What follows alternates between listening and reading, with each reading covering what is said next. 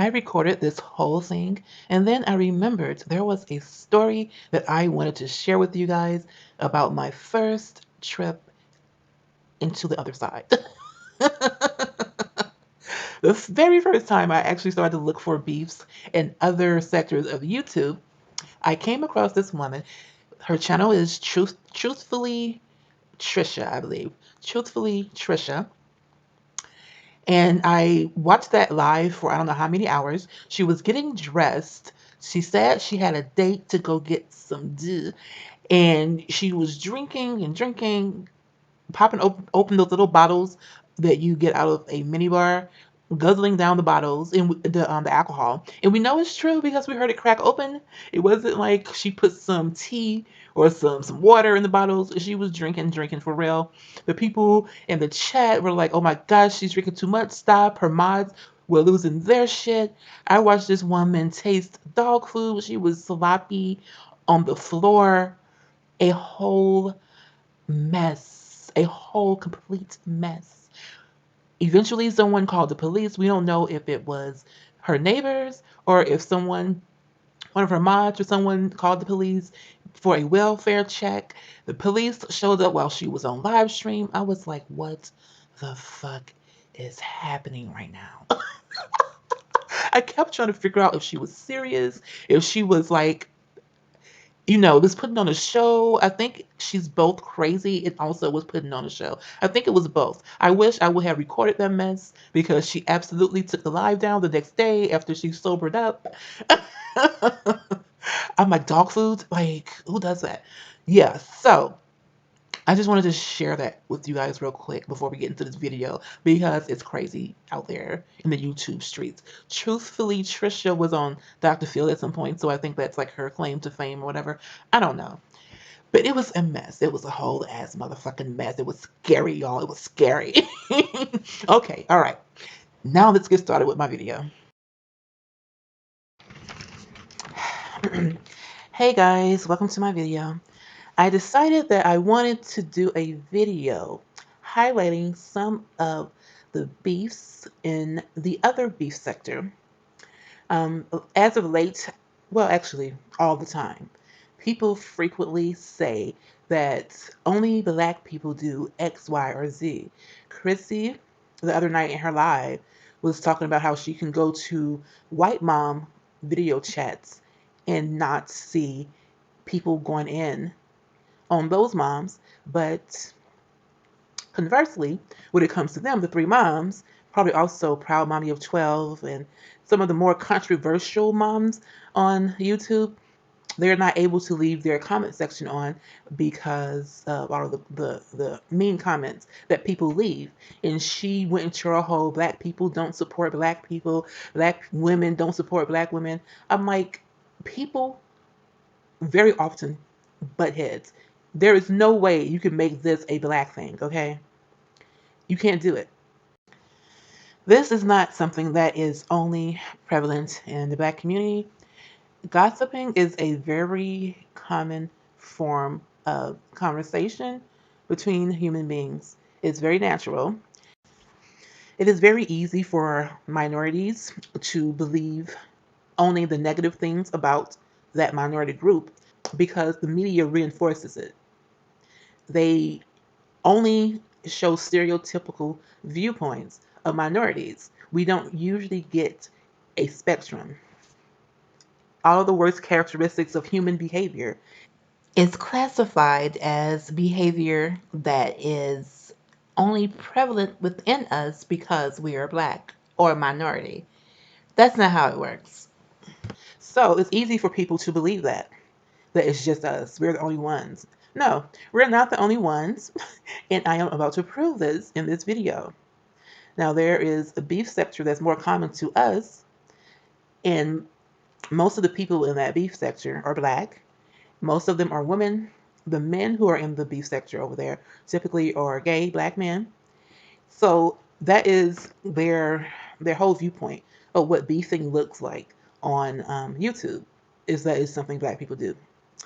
It's not. It's something that people do because people are messy as fuck And there are a lot of people out there who are sadists, who enjoy inflicting misery on other people, and they will do it until they can't anymore. Okay. Now, there's some really serious shit that goes down in the beef sector. We have witnessed what has happened with VS, and we have witnessed how things go too far in the beef sector with doxing, with people, with people actually trying to ruin people's livelihood, trying to get people fired from their place of employment. And it's like, why does it need to be that serious? I'm all in for all this trash talking, this shit talking. That's entertainment for me. But why do we need to extend this into people's real lives and get people in trouble? So the first video example that I'm going to show from the other side, the other red meat, the other beef sector, involves when a woman had someone call the police on her and say that she was suicidal and that she was going to kill herself and her kids. That's called swatting. I don't see swatting happen in the black beef sector, probably because they know that that can actually lead to someone dying, that the cops may actually come in killing you. Because in this example, the cops were told that this woman had a gun and she was going to shoot her kids and shoot herself. If someone said a black male has a gun, he doesn't even have to have one.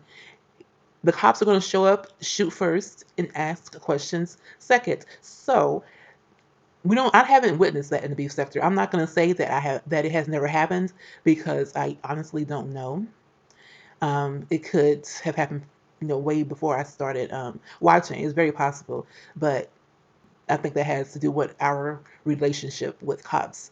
There was a lot of people who were pissed off with Shireen when she called the cops after VS jumped her, well, attacked her from behind, I should say. That is why that I think swatting is not a common thing. Okay, all right. So let me go ahead and get started. I don't want this to be too long. Uh-oh. You scared? They've been harassing me. I've called you guys before to ask what to do about it. They didn't know what to do. And now they're doing it to me. They just did it to my friend in New York. What are they doing exactly? Calling the cops on people for no reason. So who is this person? I can't believe that they did it to me. It's somebody on the internet. Somebody on the internet. Yes, as So stupid and crazy as that sounds. Hey, Yes. I've heard it worse. I knew it. Yeah. They knocked on my door that that's what it was. They did it to me You're too. not having suicidal thoughts? No. My kids in there, they're asleep. Everybody's okay? Yeah. Okay, well, we need to figure out This what's was going as soon as on. I heard you knock. Somebody called the fucking cops on her. Oh, do you mind if we poke our heads in there and just make sure that there ain't a bunch of dead bodies laying? Yep. No. They started this shit with me. And now, and then, well, I think they started with Mandy. A dead body. No, he just said, I just want to be sure there's no dead bodies in here. Yeah, the cops are there. Said she was suicidal. They want to check for dead bodies.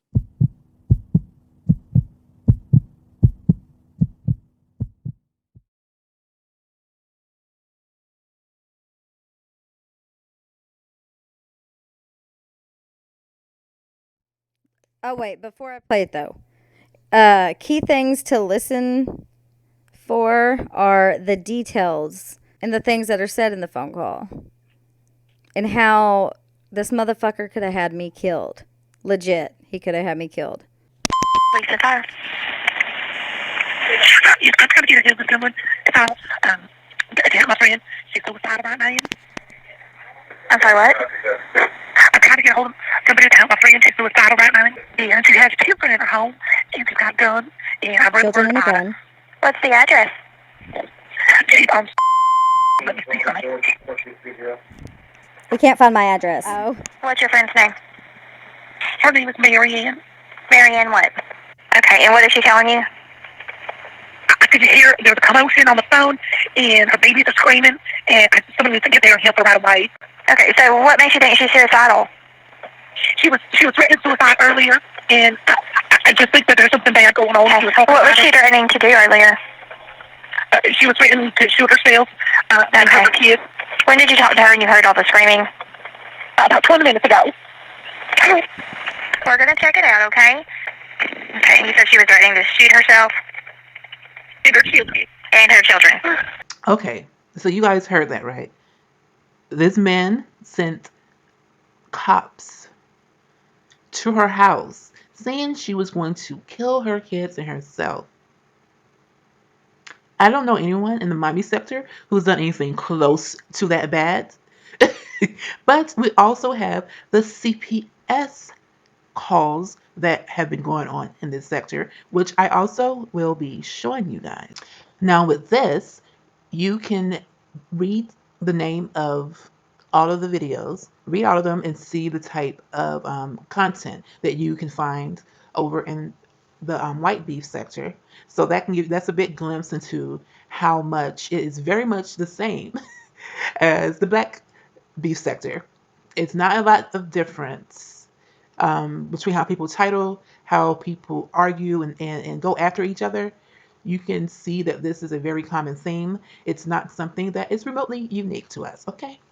Now I'm going to show you guys a video from a woman who has gotten a whole FBI case behind this YouTube beef drama that they have going on. And she also talks some about what happened with Hello Starlight. Because I wanted to talk to the FBI agent in charge of my case to make sure I could say what I wanted to say, and that I didn't say anything wrong.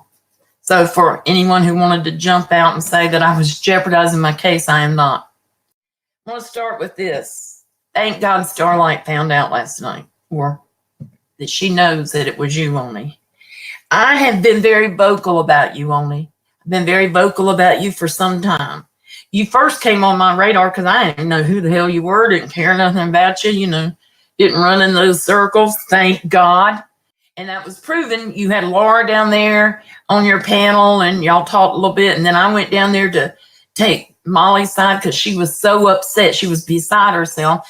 And you stacked that chat full of people so that nobody could be there to support me or Molly. That was obvious. That's a low-life piece of shit move. But that's okay. That's what you are. Now, mind you, by the time this had happened, we had Mandy with the call, in January. Then we have Marianne, we have Makeup Monster, and then Laura, CPS call, which is like bizarre. There were some other calls along the way, Cab 7.